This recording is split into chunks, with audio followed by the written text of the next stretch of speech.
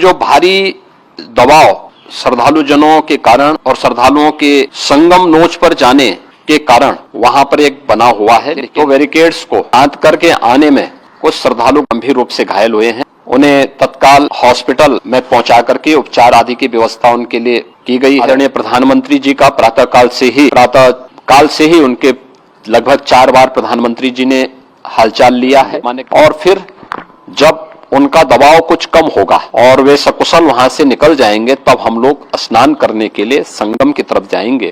प्रयागराज महाकुंभ में श्रद्धालुजनों की भारी भीड़ है। लगभग 8 से 10 करोड़ श्रद्धालु इस समय प्रयागराज के अंदर मौजूद है। कल भी 5.5 करोड़ श्रद्धालुजनों ने महाकुंभ का स्नान किया था।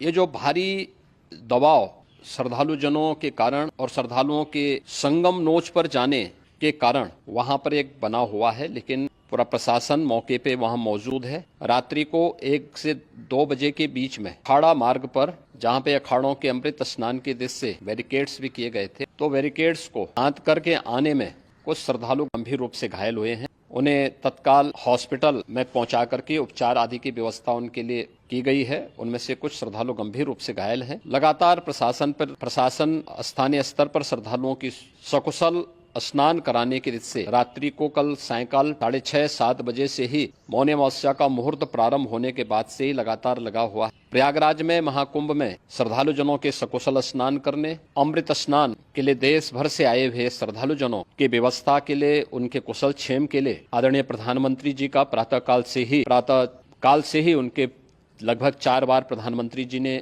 हालचाल लिया है। माननीय गृह मंत्री जी ने, माननीय राष्ट्रीय अध्यक्ष भारतीय जनता पार्टी श्री JP नड्डा जी ने, माननीय गृह मंत्री श्री अमित शाह जी ने भी और प्रदेश की माननीय राज्यपाल श्रीमती आनंदीबेन पटेल जी ने भी लगातार जानकारी लेकर के सभी के कुशल क्षेम और सकुशल स्नान कराने के बारे में निरंतर रिपोर्ट ले रहे हैं।